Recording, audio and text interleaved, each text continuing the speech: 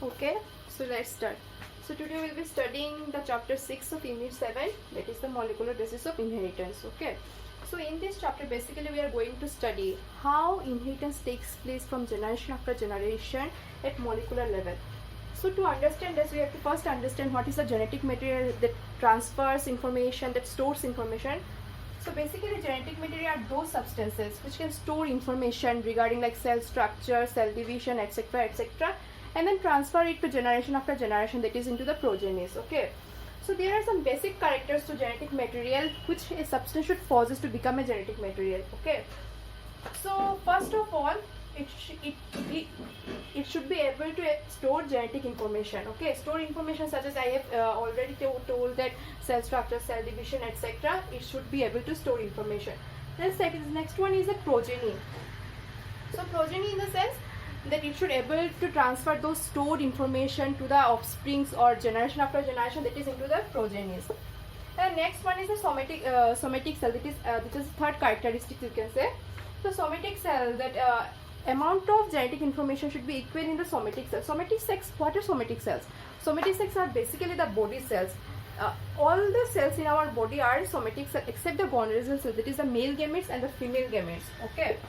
So next criteria it should possess, it should be present in every cell. So present in every cell means there are different types of cells in our body such as nerve cells, then gamete cells such as ovum, sperm, muscle cells. It should be present in every cell. And the next one is the self-replication. The genetic material, which is the genetic material, should be able to replicate within itself. That means it can duplicate within itself without the help of any other substances. Then the next one is the changes or mutation. So they are basically genetic material sometimes undergo some changes, which in scientific term we call it as mutation.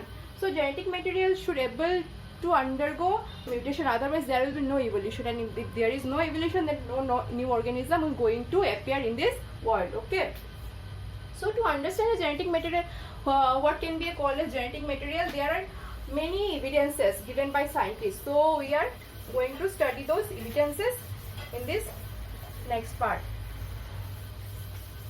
So first one is that evidences from transformation.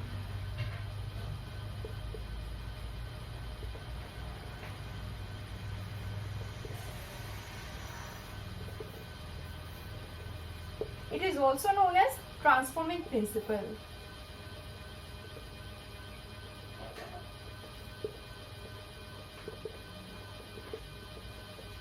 Okay, so this evidence was given by Griffith in 1928 to show how a genetic material can be a DNA or RNA or protein.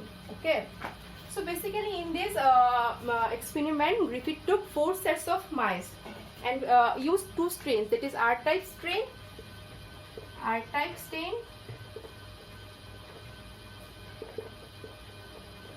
and S-type strain. So these 2 strains belongs to Diplococcus pneumoniae.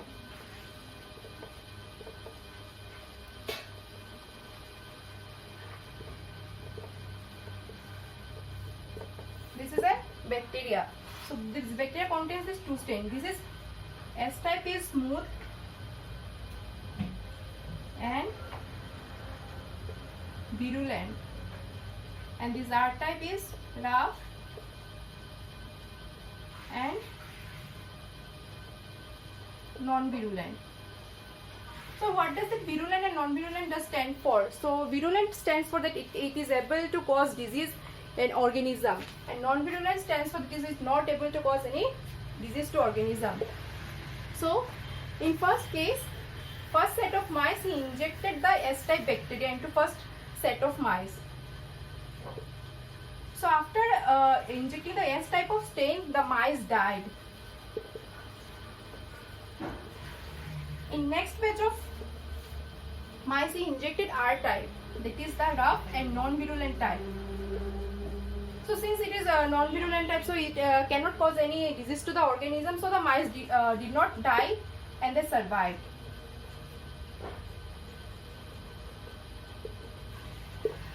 In the third set of mice, he injected heat-killed S-type.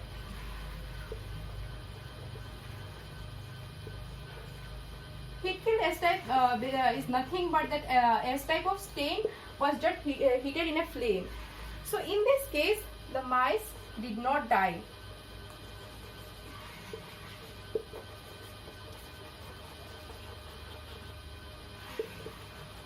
Okay, so I am just erasing this. And in case of fourth batch of mice, he injected heat-killed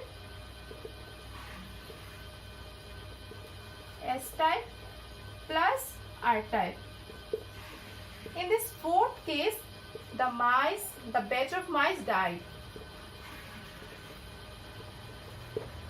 So that was strange for Griffith. So he concluded that there must be some factor in the R type of stain of bacteria that transferred the R type, heat-killed S type transferred the R type into virulent type. That is, it is able to cause disease to the organism.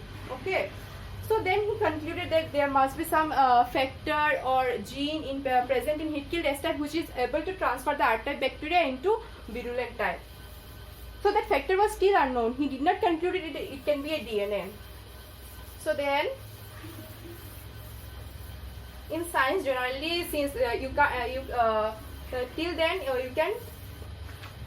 The next one is the evidences from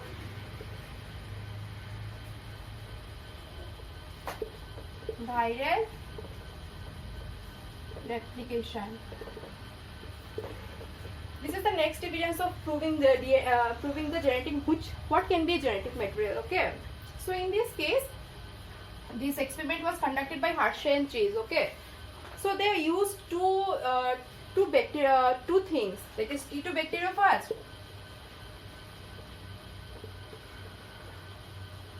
and E. coli. Okay, so they labeled this T2 bacteria first with radioactive isotopes. Then radioactive isotopes, they took two types of radioactive isotopes. One is 32P and another is 35S. Okay, these are the two radioactive isotopes used by Hershey and Chase in T2 bacteriophage. Okay, so 35S, that is radioisotope of sulfur, it got incorporated into the sulfur containing the amino acids. That is, amino acids are the building blocks of protein. So basically it is indicated that it got incorporated into protein. And then 32P, that is radioisotope of phosphorus, it got incorporated between the phosphodiester linkage that is generally present in DNA. That will study later. Okay, so they radioactively isolated these two stains. Okay, then he took two cultures, one culture containing the 32P and another culture containing the 35S of E. coli bacteria.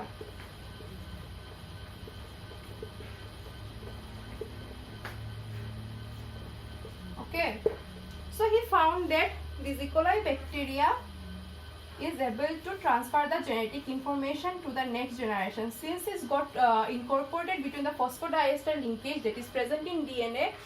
And this type of radioisotope, E. coli bacteria, did not transfer the genetic information into the progenies.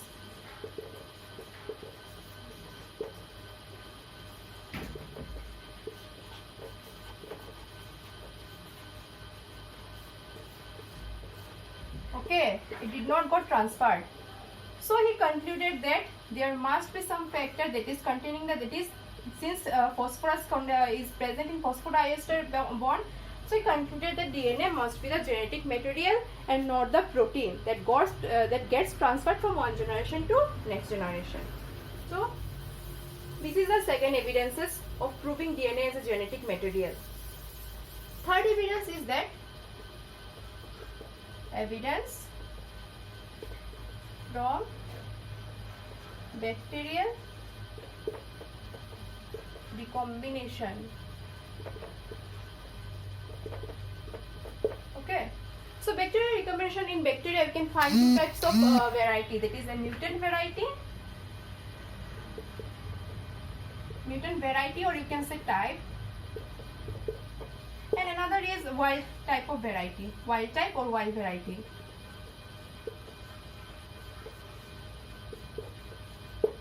Okay, so they give the mutant type of variety in one culture. So this type of variety was not able to grow due to the absence of some essential nutrients, you can say, or essential amino acids. Okay, so they did what? They took the mixture of these two and grown in a culture. Okay, this is wild type and this is the mutant type. So when they mixed the two types, then they saw that mutant type is growing. That means what? There is some factor in this wild type which transfer the mutant type into wild type. That is, in case of bacteria, there occurs recombination. We'll be studying it later. So there is this now. So this DNA fragment is transferred to that mutant type. This is, suppose this is wild type and this is mutant type. So this wild type transferred this mutant type into wild type. So this is the third evidences which prove that DNA can be the genetic material and not the protein or not anything else. Protein or RNA is not the genetic material. The major genetic material is DNA. Okay. So there are during this course there came many evidences. Then fourth evidence is that evidence from viral transduction. Okay, so this evidence also proved that DNA can be the genetic material, not the protein. So hence it got proved that DNA is the genetic material. So since DNA is a genetic material, so it should possess some characteristics to be the genetic material. That is also got proved. The DNA contains the factors such as it is self-replicating. Self-replicating, I have already told that it is able to replicate itself. That is, it can duplicate and duplicate and duplicate and so on. Okay. Next one is that it is present in every cell. Every cell, that is somatic cell, gametic cell, whatever it is present in every cell. But the amount of DNA is double in somatic cell.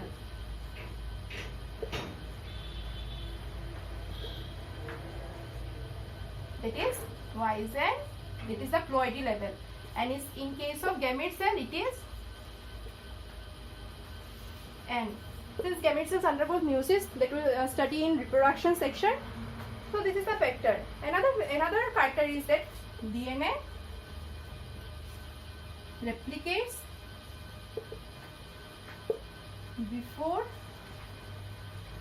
cell division and thus maintains the ploidy level of the organism. That is, it may be twice N, it may be N. It maintains the, since DNA replicates before cell division, so it maintains the ploidy level of the cell.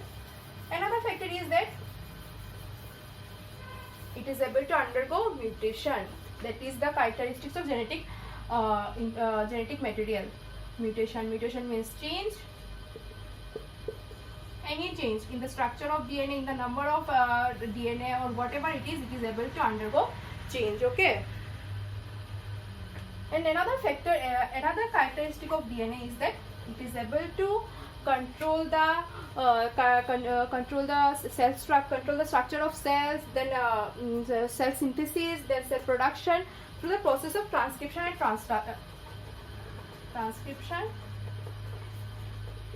and translation. Okay, so these are the basic characteristics of DNA to be a genetic material.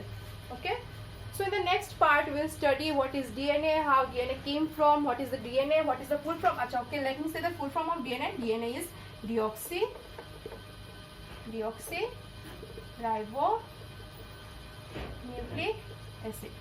So in my next lecture I will briefly say about the DNA structure, and what are the factors of DNA, factors affecting DNA, etc.